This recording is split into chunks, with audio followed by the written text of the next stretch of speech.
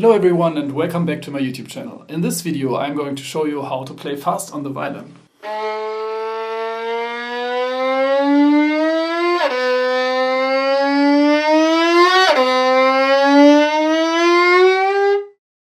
Playing fast on the violin is actually not something I would call a talent, but it's much rather something you have to train for. For example, when I was younger, I had some speed limits in my playing which I surpassed by far for now, and I thought it was my natural limit at that time. Let's jump into the lesson. First of all, before you practice fast passages, I recommend you to warm up your fingers beforehand with some slow scales or some slow etudes, which you speed up in the process of the warm-up. But warming up will be another video entirely. The left-hand technique for playing fast is kind of similar like the left-hand technique for secure intonation. I just 2 weeks ago released my first online course on intonation. If you want to check that out, you can use the link in the description and get 15% off the original price. Let's first discuss what you technically need to play fast. There are two main categories of playing fast on the violin. One is détaché and one is legato. Legato would be slurred notes.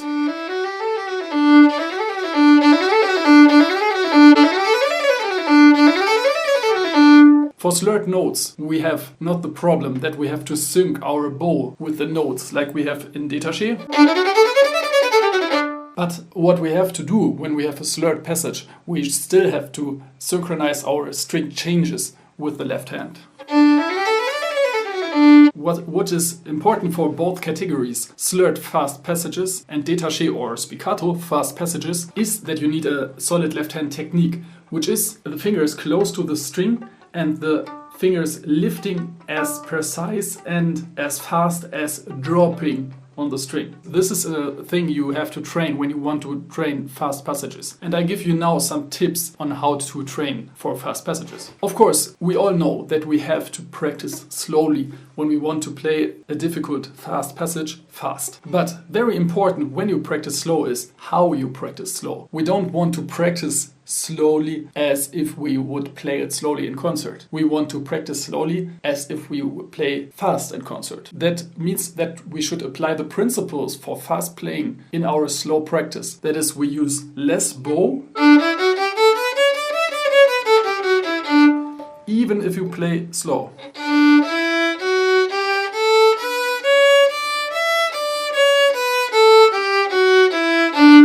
And we keep in mind that our fingers are close to the string, which they should also be in a slow passage, but sometimes in slow passages people tend to do things like this, pull their fingers away from the fingerboard. This is a general technical mistake in your violin technique and should be fixed anyways. In fast passages, when you practice them slowly, you can learn actually to fix this problem and not lifting the fingers too high above the fingerboard. So lifting the fingers fast is very important, but also not lifting them too high is also important. What you want is a spring-like action like this, especially hard for the third and fourth finger, but not a high action like this. And that in fast détaché passages you have to synchronize with a very efficient bow stroke, which is not too much bow. So people say if you want to play fast you have to practice slowly. That is right, but that's only one side of it. Because if you always practice slowly, which I did in the past too, it was kind of a mistake. How should you get a feeling for playing fast if you always practice slow? So you have to sometimes go to the border of your speed limit and check how that feels and learn from it. And also you want to train your fingers, of course, for the fast successions. So what we do now when we have a fast passage and we can't play it fast through. When we want to play it through, we play slowly. But when we now want to push our speed limit up with a metronome, for example, but we will come to that in a minute, we want to play in small chunks. Slow practice, big chunks, fast practice, small chunks. And when I'm talking about chunks, I mean repetitions. When we practice slowly, we can play the whole thing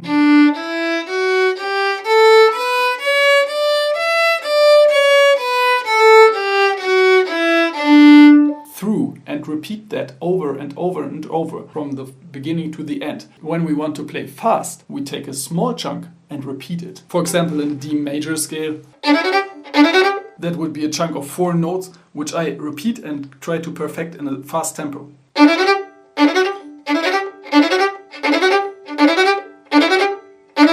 So that's a very important principle to have in mind. Slow practice, big chunks, fast practice, small chunks. About repetitions, of course, the more the better. If you want to play really, really fast, you have to do your reps. And of course, you have to do your reps not mindlessly, but really smart. You have to encounter the problem from different sides. You have to work on every detail. But there are some techniques which are very efficient and you can apply them to kind of every fast passage. Actually, those techniques are very well known, which is dotted rhythms or swing-like rhythms.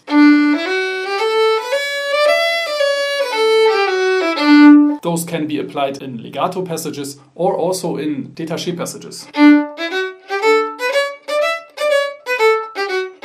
But what those rhythms are, let me rephrase that. Actually, they are just two note successions which are fast, and then a small break, and the next note succession which is also fast. So what we do with this exercise is basically what we talked about before. We have small chunks with some pauses in between. Of course, when we practice with dotted rhythms, we have to do both sides as well. We have to do the slow, fast, and we have to do the other side as well. Fast, slow. That way we have every note succession played fast when we have practiced those two categories of dotted rhythms. I heard once a very important thing from a violinist. He was a teacher of mine, but not for violin, but he was also a violinist. And he said one thing which I always think about when I practice fast passages, which is if you have to play slurred, you should practice it separately. So détaché. If you have to play this fast, you have to practice like. And if you want to play détaché, you have to practice also slurred. If you want to play this, you should practice also this. Why is that? When you play slurred, you hear every irregularity in your fingers. And when you have an irregularity in your fingers, it is very hard to play détaché because the synchronization with the bow will not be perfect. Talking about the synchronization with the bow, there's one very smart trick I got from my last teacher to practice fast détaché passages, which is with accents. The reactions of the human body are sometimes very simple. If you do something with your left hand, you do it with your right hand. And when you do something with your right hand, your left hand gets some kind of similar thing. This is actually something we work against on the violin because we have two very different things to do with our arms. But when we practice for fast tempo, we can trick our body and use this for our advantage. So what we do when we have a problem to sync our left hand with our right hand in détaché fast passages, we practice with accenting the notes. You can do the accents on every down bow at first and then on every up bow. And then every note you play with an accent will be also an accent in your left hand. That way you will synchronize much better. And now with the up bow. You can also do quite different rhythms. You can also take groups of 4 and accent them. But I also recommend to you to use some rhythms which are not so easy. For example, if you have groups of 4, so you have 8 16th notes to play, for example, you accent every third. Another technique for playing fast is anticipation. Let me explain to you what that means. Maybe you all know the famous story about the hare and the hedgehog. The hare and the hedgehog are about to make a race, and the hedgehog is actually very smart and he asks his wife to be at the final point of the race. The hare starts running and arriving at the goal line, he sees that the hedgehog is already there. And then he starts running back and forth, and in the end he's so exhausted that he admits that the hedgehog is the winner. We don't want on the violin to be the hare of the story, we want to be the hedgehog. We want to be already there where we want to go. As adults, we call this anticipation. We not only mentally anticipate the next note, but also place the finger, if possible, already on the string for the next note, or even for more than one note. For example, in the Küchler D major concerto for students, there's a passage which goes like this.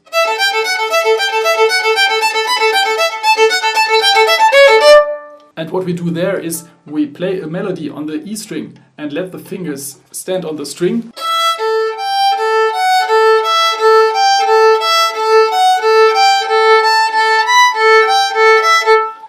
don't want to do is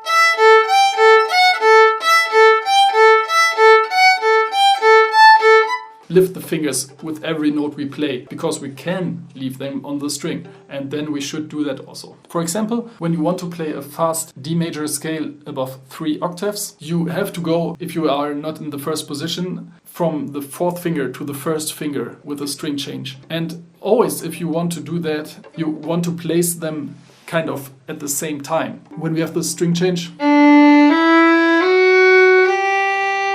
our 1st finger is already on the correct string. A good exercise for that is, which doesn't sound very good, but teaches your left hand the right movements, that you play always when this 4th and 1st finger come, to play the fingers as a double stop together, which sounds like this.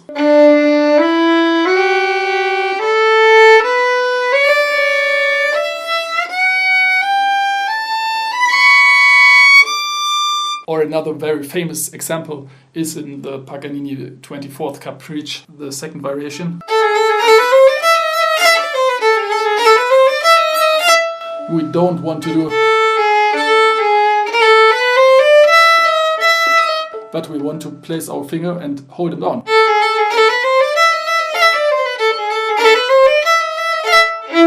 So that we just have to worry about our bow at that place. Also, what you have to keep in mind when you play slurred fast with string changes, that you have the bow prepared for the string change. So when I want to play with the A and the D string, I don't want my bow on the A string close to the E string. So that I don't play like this. It's too big of a movement. I want to play with the vertical movement in my right hand. I want to be very efficient. Another very important technique to speed up your fingers and make them more even and lift and place at the correct and very precise time is repetition. Repetition in terms of repeating one note in a very fast bow stroke, like this. And then play your melody on top of that. Let me play the scale again.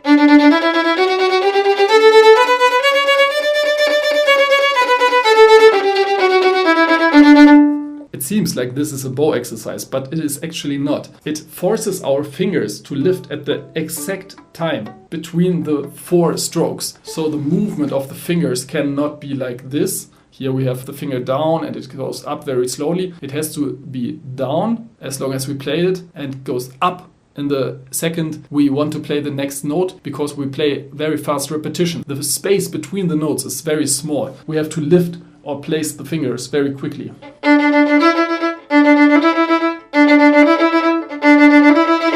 If we play slowly, we can place our finger much slower. But if we play,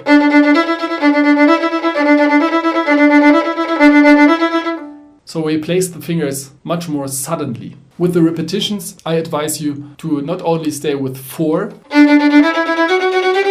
but also do 3 or 2.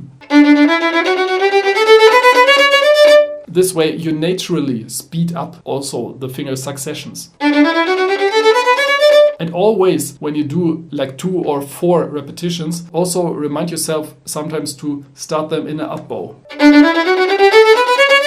That can be actually a slight variation which can trick your mind into doing the things actually even better. So let me now give you some tips when you want to practice with a metronome. It's a very important device if you want to play fast and if you want to practice for playing fast. Many people think when you play with a metronome you have to practice fast. You practice fast with a metronome, but that's not true actually. You should actually do the opposite. You should practice slowly with the metronome, at least at a moderate level, so that you can play every note. And you want to apply all the techniques I described you before in a slow tempo with the metronome, because what that will improve is your coordination with the right and left hand, which is the key for playing fast. And also it will eliminate wrong notes and bad intonation much faster than when you play fast. There are some techniques to speed up with the metronome, which are very helpful. One technique is, of course, you go step by step. You have maybe a tempo of 120, which you want to reach with 16th notes. And then you start maybe with 80 for a quarter note.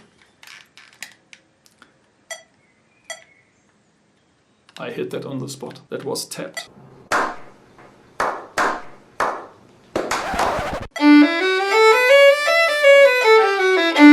depending on your skill, you can start at around 80 for a quarter note, or maybe also slower, like 60 or 50, or what you want. And then you can speed up in different processes. You can speed up with using very small steps, going from 80 beats per minute to 81 beats per minute. But there's a very good and fun technique also, which I use very often, which is go 2 steps up and 1 step back, 2 steps up and 1 step back. I always do that in steps of 5. So when I start my speeding up process with the metronome, I, for example, start with quarter notes are at the speed of 80. And then I do my repetitions, my different rhythms in the tempo of 80. The next step is I go to 90, which is 2 times 5 steps. And then I do my repetitions, my different rhythms and different bow strokes or accents in that tempo. But what I do then is I go back to 85, and then I have the feeling of 85 being very comfortable. The next step, of course, is we go to 95, which then feels, of course, like a big step forward. Then we go back to 90, and our 90 we played then will feel much more comfortable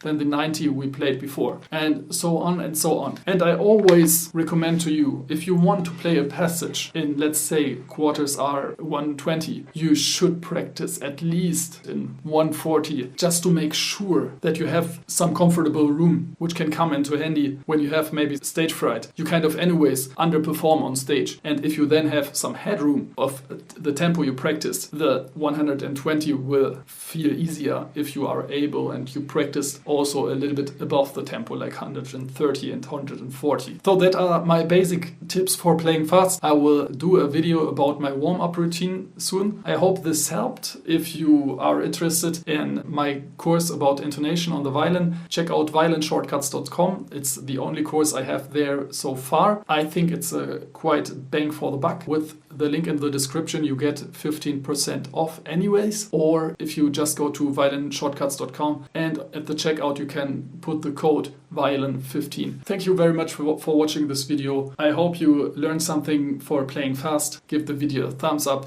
write a comment if you like this video, and subscribe to my channel if you haven't. See you in the next video. Bye bye.